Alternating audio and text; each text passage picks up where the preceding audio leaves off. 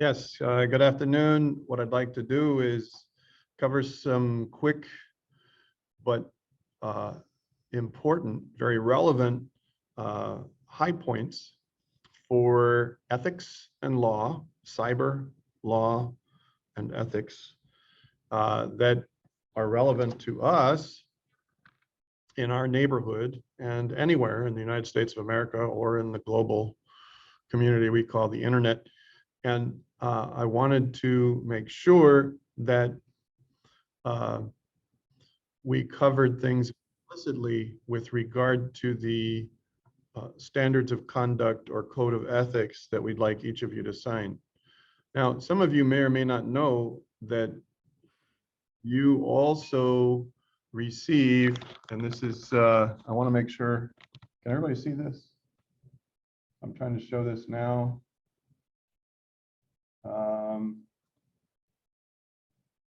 Let's see, how do we, trying to get this on screen.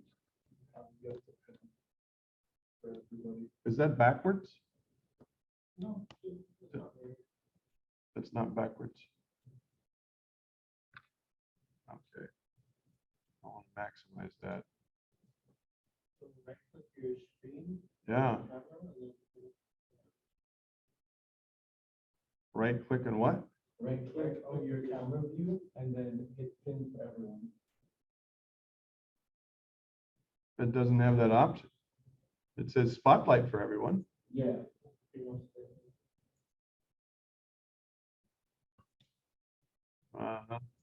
They removed the spotlight. Spotlight for everyone. It's not. Everybody can see this though, right? Yeah. Yeah, I'm going to edit this out where I'm having goofy video issues, but I'm going to hold this still if I can. All right. So this part I want to read to you. It says, welcome to the University of the Virgin Islands. The University of the Virgin Islands computer system includes all related equipment. Network devices, specifically internet access, are provided only for authorized use. The University of the Virgin Islands reserves the right to monitor system use as necessary to ensure its stability, availability, and security. Unauthorized use may subject you to criminal prosecution. Use of this system constitutes consent to monitoring. For these purposes, please contact the help desk at extension 466. Glad it doesn't say 4666. If you need assistance, right? Now, here's the thing. By virtue of your enrollment as a student, there's a student code of student handbook. And there's an acceptable use policy somewhere on the website and or in the student handbook. You also see banners. This is called a banner. And this is a heads up. It's a legal instrument. It's a legal control that you put on systems to alert people to the fact that, hey, if you're on here, you should be doing certain things and not be doing other things, right? In so many words. That's what we're talking about, right? So the part that I wanted you to key into is this thing that says unauthorized use may subject you to what? Criminal prosecution. Use of this system constitutes consent to monitoring for these purposes. That means if you're on this screen, it's okay for people to look in your Kool-Aid, what you're doing, how you're doing, when you're doing, all that. Everybody get that? Sure. Now that is a common practice. I'm going to stop video now. And it's a common practice to have this kind of banner when you log in. The most important thing to understand about it is serious business. It's there for a reason. However, there are plenty of other instruments of legality and ethics.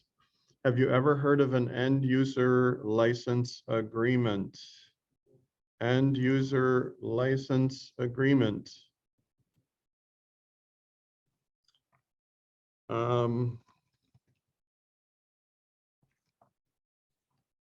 End user license agreement. It's called a EULA.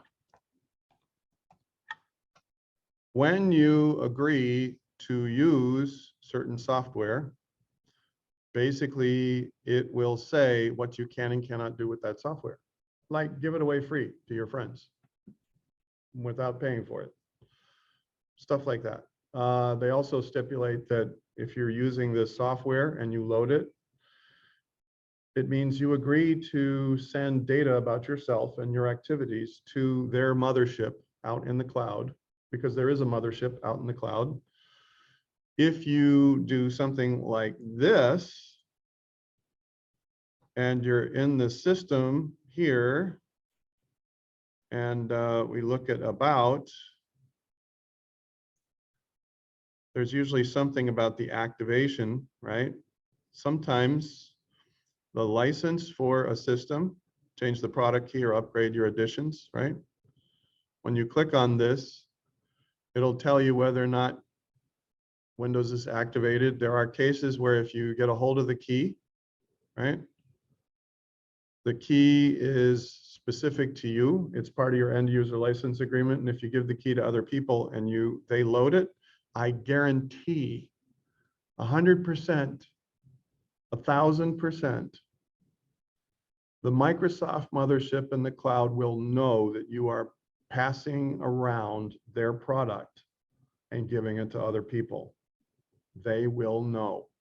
They will come for you. They will put you in jail. It is not pretty. I'm just saying, sooner or later, every year. Now, it just gets back to everybody remember Garden of Eden? Oh, I got away with it. I'm not going to die. Remember that? Remember that? I'm not dead. See, I didn't get caught. You get caught. Now, I lived in South Carolina for the last 30 years. And I'm not going to talk about my love-hate relationship with regard to the Palmetto State proper. I'm just not going to go there. But I will tell you that it was a shock to find out that there was a computer shop, a local computer shop in Myrtle Beach, South Carolina, which receives about 1 million visitors every month. So they're like a smaller version of Daytona Beach, Jacksonville, right? A hot spot along the eastern seaboard. Everybody goes there for vacation. And this computer shop had really great deals on their computer systems, right? Custom built computer systems. They were cheaper than everybody else. Guess why they were cheaper than everybody else? They were putting Windows on there they didn't pay for. And they were using the same code. All of them are in jail now.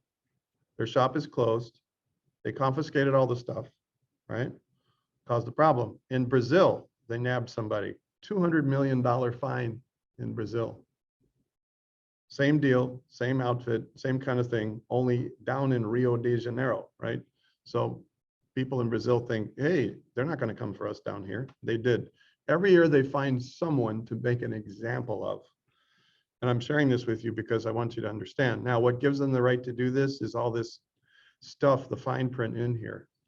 It's actually worth your while to read the end user license agreement, even for, especially for, in particular for free open source software.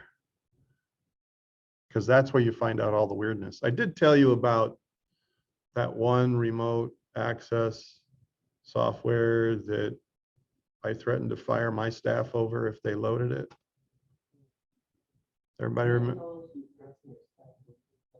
Oh, I put it out in writing that I would, if I saw them using it on any system, even their own, in our department, I would terminate them immediately with extreme prejudice, right? Well, maybe the memo didn't say extreme prejudice, but in my one-on-one session with the department, I said, I mean, I had 20 half-time interns and I had 7 full-time IT staff. So there was a pretty decent crowd in a classroom. And I said, hey, team viewer is a problem. And yeah, I hope you watch this video and I hope somebody calls me, and my number is 843-226-9190, because I've been waiting about 10 years to have a conversation with somebody in your software engineering department. Okay. In case you're irritated that I'm putting out the truth about you.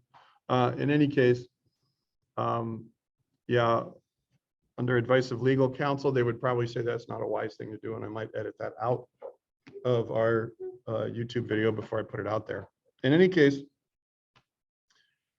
You have things like banners, you have end user license agreements, you have acceptable use policies. If we go into uvi.edu and I say acceptable use policy, oh, and there's a EULA, right? Acceptable use policy, University of the Virgin Islands. Here we go.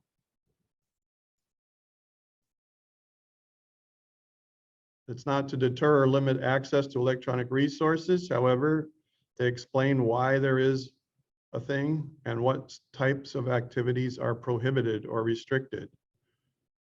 They should protect their computer resources, such as passwords, from unauthorized use. Would you care to guess what the most common unauthorized use is for passwords? Now, I know I'm going to step on some toes here, and I'm not going to go into sermon mode. I'm not going to turn evangelist today, although I'm really tempted to on this one point. With respect to a password, would you care to guess what the most common unauthorized use of a password is? And would you care to guess what the most frequent abuse of passwords are? In general, yeah, in general. To share the access, to share the account, yeah. To share the login credentials, which essentially means you're sharing the account. See, everything gets stupid when everybody's sharing an account. Here is among the most egregious of them all, right? So here's one thing. Now here you see ThinkPad 1, that's the name of my system. I'm using Windows 10 Pro, so I'll have the computer management console. If I look into users and groups, the default user account that's created when any Windows system is installed is administrator. It is quite often for IT shops. This is the second biggest. Are you kidding me? How stupid can you get? We put the same administrator password on the local administrator default account. And then every person in the IT staff is given access because they're supposed to have access in order to provide support. That's wrong. That is not the best practice. That is so broken. I can't even begin to tell you how broken that is. Because when you have people in your IT staff that come and go, they still know the password. The password doesn't change on 500 systems. It's still out there, right? And that's the problem, is that if one compromise on one system discovers that one login credential, what just happens then? 500 systems are hosed, and I've watched it happen personally. It's not a pretty sight. It's really hard to recover. 100% of institutions that lose the data they need to function and operate within 18 months close their doors. Now, if the local administrative password on clients, desktops and servers and so on is compromised, then people can jump around like jackrabbits and try to change the passwords before the bad guys get to them. But usually by the time they find out there's a problem, it's too late, okay? So what am I saying? Those are things that should be a part of the local policy, which is local law. Never forget that an institution's policy is the equivalent of law in society, okay? Any questions? Now, I want to get into this quickly enough, and I want to talk about your ethical use. So we're going to have an assignment that we post about ID theft, identity theft, and we're going to start talking about some initial incident handling and forensic. So if we go into much greater depth in digital forensics about forensic methods, but as far as incident handling, you are all going to experience the cutting edge or first responders role in terms of forensics. A first responder is an incident handler that appears on the scene and quite often It's one and the same with the IT shop. And in good organizations, they train them to know the basics about incident handling. So at a very minimum, they don't destroy the evidence. Have you ever seen a police officer walk into a crime scene and they destroy the evidence because they're doofuses and they step on stuff and they step in blood and they pick up things and they're like, ooh, look at all the bullet casings are on this floor, and they start walking around and doing things, right? There are some law enforcement officers that are like that, but most law enforcement officers are intentionally trained how to control the environment when an incident happens so that at a minimum, they don't destroy important evidence, right? Now, what you're going to see online is a simple form. Can everybody see this? Okay, so this is the same form we're going to use. It's going to read CSC 220, Intro to Cyber, right? Ethical use of, and we'll say incident handling methods, right? So the first tip of the iceberg that you're going to experience on the forensic side is to dip your toe in the pond of incident handling, and you're going to perform some tasks as a forensic specialist, right? That's what we're going to do for the rest of the modules. You need to be able to assert the following. And for the assignment, what I want you to do is I want you to download this Word document. Then I want you to what? Right here. Yeah, please don't upload this thing where it still reads, insert your full name here. Please don't. I mean, yeah, it's funny, but it isn't funny because I'm like, okay, I can't post credit because I don't know who this belongs to. So you put your name there and it says, this includes to agree to use all forensic resources in an ethical and legal manner. This includes all freely available open source tools and any tools provided as a free trial. This record is established electronically by the intentional insertion of AA below. It means agree.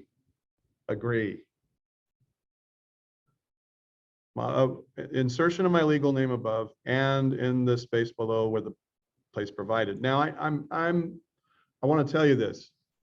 Please, we're going to be doing some things in this class and in the next class, if you're with us in digital forensics, where we simulate a physical environment, where we simulate what it would be like in a physical environment. And I'm going to ask you to do some things to follow the steps in a recording. And I'm going to say, in real life, you'd be sitting in front of something. Now I'm gesturing here and I'm going to do this. So this is show and tell time. So we're going to get the, yeah, I don't do this very often because again, I'm not very photogenic, but yeah, there we are. Okay, so, right. So essentially what would happen is that you're going to remotely access a system. And when you remotely access the system, it's going to be as if you walked into a room where there is a compromised computer and there is the screen. And here is the keyboard and mouse. Everybody see what I'm talking about?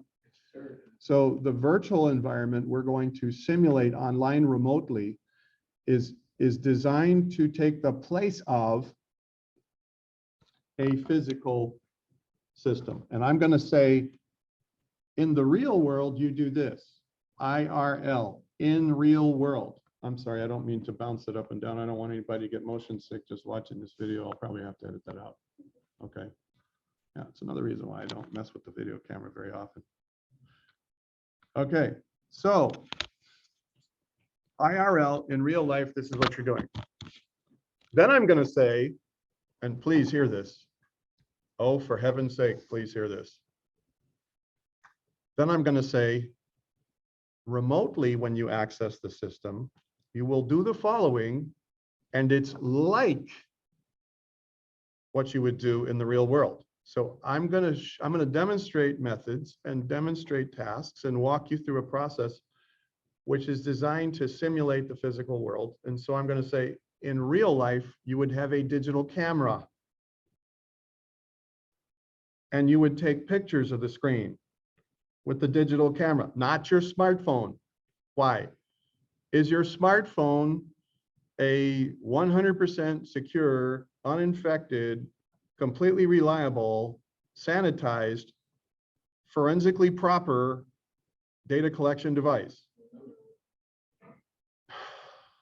if you do anything with Tinder on your smartphone or Adult Friend Finder or whatever, you go out there, heck, I don't even want to say it, but used to be everybody was on Facebook, and now now everybody that's under the age of 30 doesn't even tune into Facebook. They're on what famous platform? TikTok. Yeah. TikTok.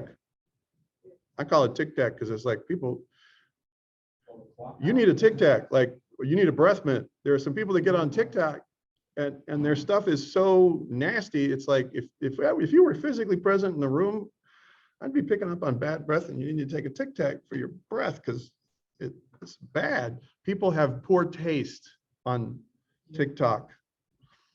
And believe it or not, I think the Chinese owned that platform for a time, and then everybody said, oh no, another company bought it, but the Chinese still have fingers in the company. In any case, I want you basically to affirm the following, and you say in the space provided. Now, why are we doing this? I'll tell you why.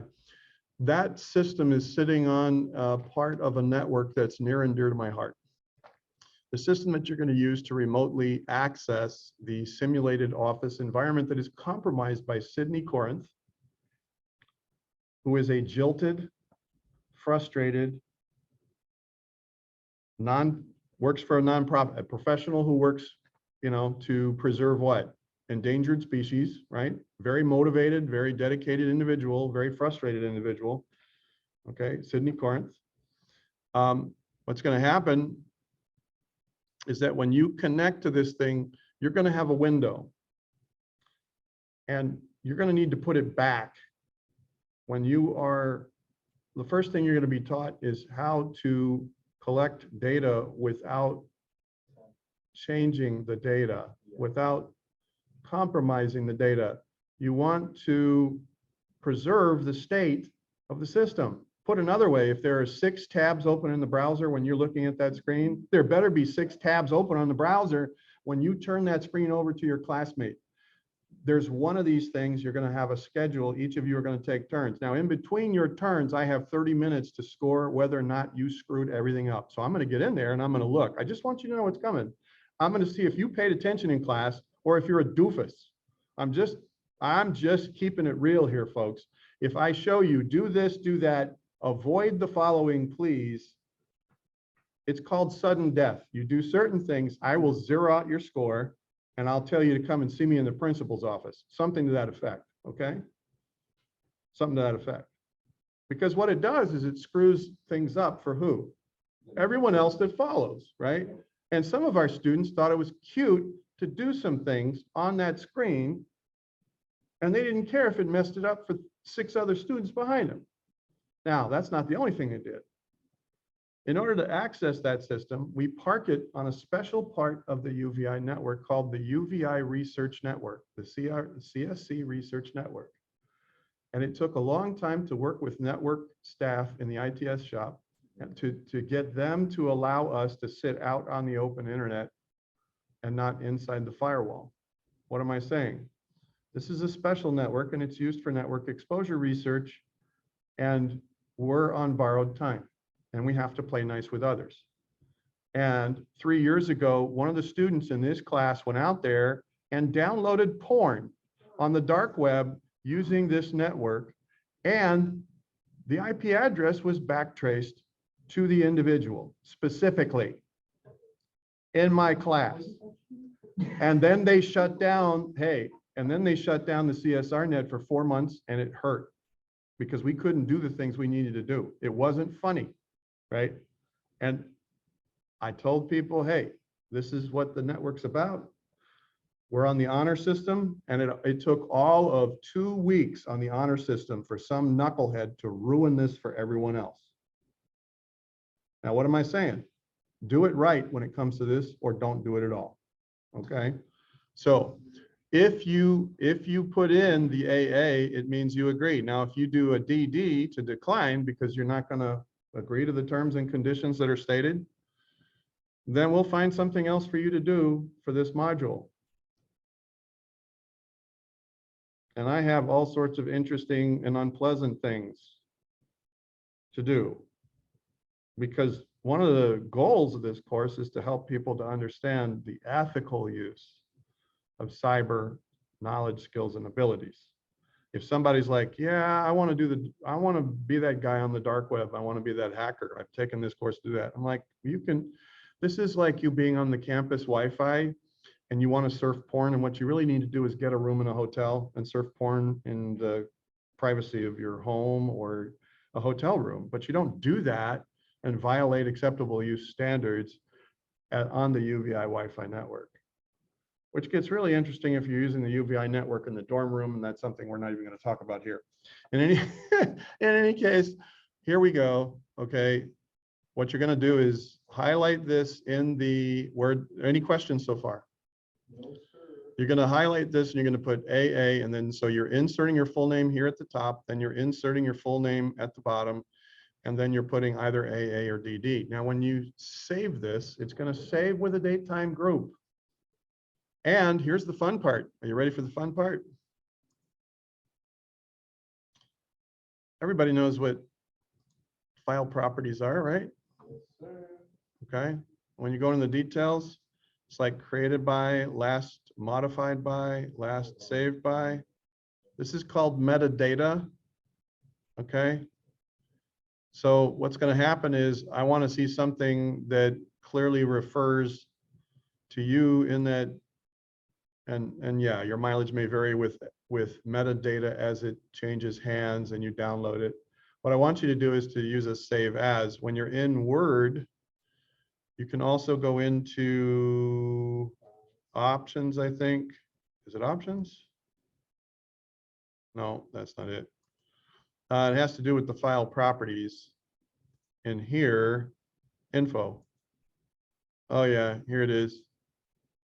So see that last modified by, right? So how do you see this? Well, I'm using the UVI license for Word because I'm a faculty member. You are all students of the University of Virgin Islands. If you have Office installed on your system, it'll show your thing here if it's loaded properly. Now, what if you don't have it set up like this? Well, that's okay. But the point is I'm going to be able to look at your file, the one you upload, and I'll be able to tie that to you. Now, that's not as good as a true digital signature. Did I not say we were simulating some things in the class just to make it easy? Okay. I don't want to have a whole class about digital signatures and non-repudiation, but non-repudiation is a cybersecurity interest and a cybersecurity criteria.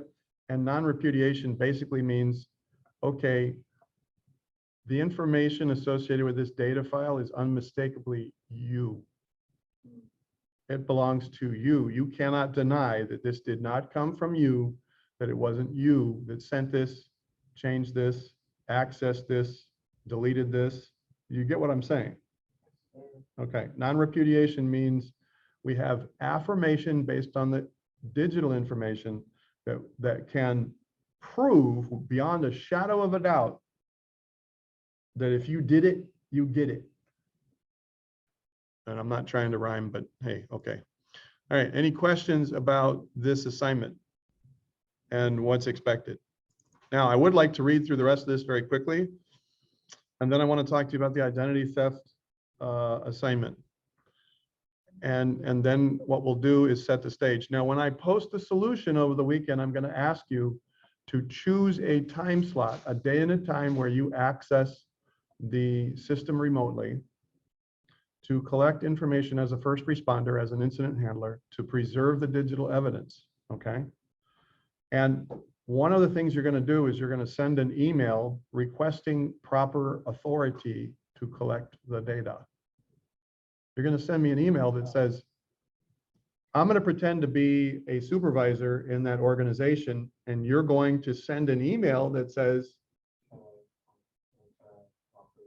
yes, something to the effect of, please confirm that I have proper authority to capture the data for this person.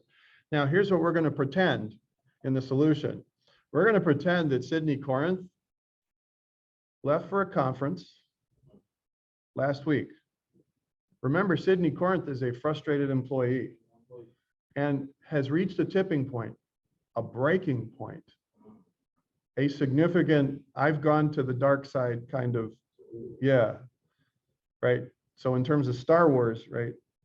She's gone to the dark side, and she's one of those Sith characters, right? So I'm giving you I'm not going to spoil it. I don't want to spoil it past a point, but I will tell you that I'm putting something in front of you. If you aren't paying attention, you're like blind, don't read, aren't taking the time, because there's some stuff that should jump out to you and you should think, wow, okay. And here's a fun fact. Some of the stuff that you're seeing on this screen in this activity are based on true events. Based on true events. And here's the fun part.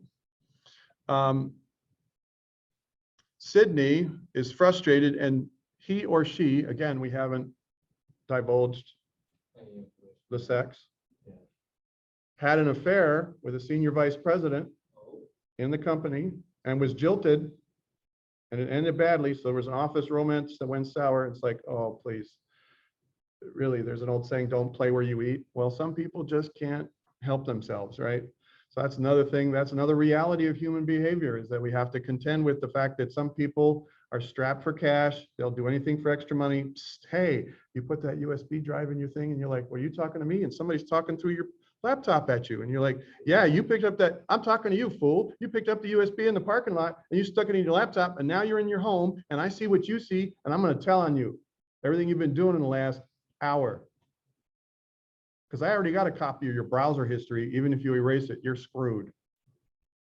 Now that's also based on real facts. Okay. Point is, you got somebody in the mix that's gone rogue. And what they've done is left.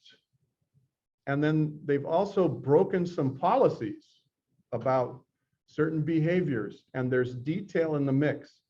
In the scenario description, in the solution assignment document, it's like breadcrumbs. These are like Easter eggs. Does everybody know what I mean by Easter eggs? Yes, okay, so these are like Easter eggs. The problem is the format. It's not as sexy as a game where you're looking for cutesy little Easter eggs that bounce up on the screen and burp at you. I don't have that yet, but it's in the material. And if you're paying attention, there ought to be some sit up and take notice kind of moments, right? What you're going to find is that this person went AWOL. That means absent without leave after a conference. They went to a paid conference as a part of their job, but then they disappeared after the conference. The conference was held internationally in a foreign country. And now here you are, called to the scene because the office machine at this site was left on. So this person could get in there and remotely access from a distance. Okay.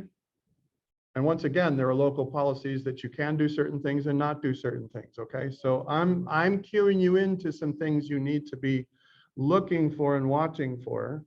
And the points that you score in this solution are based on how observant you are. The single most important tool for any cybersecurity professional is their power of observation, not some slick gizmo data collection, whatever whiz bang utility. No, it's your power of observation and your ability not to screw things up so you end up in jail. Okay, so you're going to sign this form. Then you're going to refrain from any and all unsolicited use of tools and methods for other purposes. What does that mean? When you sign this thing, I don't expect to hear from you later in the season how you were doing this thing, the same thing that we did in class for the activity, but you were doing it at home and you found this. And I'm going to be asking, like, you read in your family members before you did this to them on your home network, right? See, what I want people to understand is there's a good way to do this. Just like the first requirement of the solution is you're going to get permission. You could get permission. That's called ethical use, right? So I'm not saying, see the underlined word unsolicited? Unsolicited means, hey, I didn't know people didn't know you were doing this. Why were you doing this? Oh, well, you just thought it would be fun to try this at your home. Try this at your friend's house. Try this in the dorm, right? If you want to do this, it needs to be solicited. That means you engage people up front. You say, hey, I noticed some strange things going on. I've been learning some cool stuff in my class. Does anyone mind if I do this? And if anyone says, yeah, no, not on my Wi-Fi network, or you can do it, just don't include my Wi-Fi device, right? You give people the option to opt out. That's very important. That's a part of ethical standards, right? This constitutes the entire agreement. Now, this is just plain English, plain common sense. In the real world, you'd have something a lot more in detail. There's also something I want to talk to you about. It's called an NDA, non-disclosure agreement. Another thing that happens is that if you're operating as a cyber professional and you're finding out what's broken, what's wrong, you are bound to discreetly relate to the appropriate people what you find. Discretion, disclosure. Non-disclosure agreement means you're not gonna investigate what happens on this computer in real life or any computer, simulated or otherwise, right? This computer, you're not gonna go ahead and get on this system or the virtual system for the course of our activity or any other, and then what? At the dinner table, oh, you never guess what I found on this guy's laptop screen down the hall in the dormitory. Yikes. Oh, you never guess what I found on her mobile technology, right? You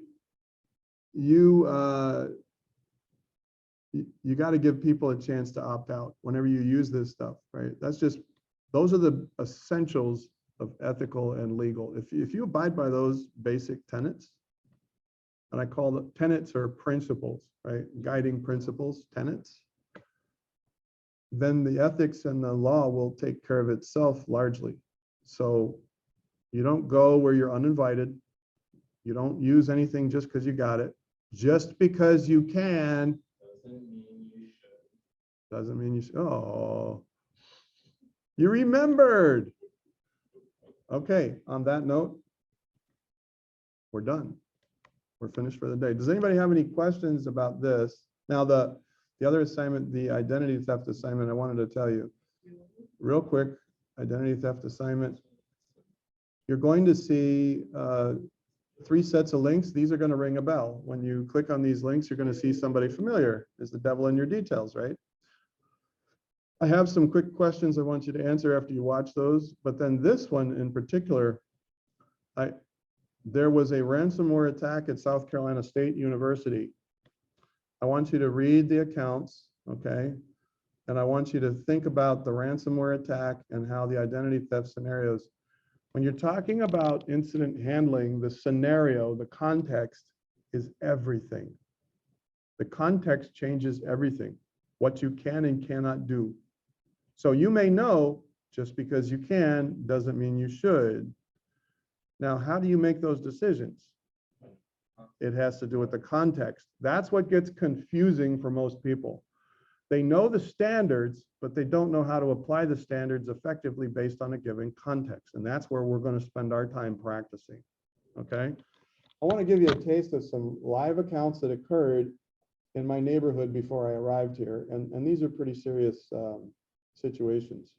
But I want to validate that these news articles are still accessible, because I don't know, sometimes they lose those links when it's bad for advertising with new students. Okay. Any questions or concerns? All right. Now, that last comment was not intended to imply or to have individuals who heard that infer by those remarks that anyone at South Carolina State University or in the Orangeburg, South Carolina neighborhood would do anything unethical to obscure or bury a news story in the interest of enrollment at the campus. That wasn't what I meant by it. Anyway, Yeah, that's it for now. Have a good weekend.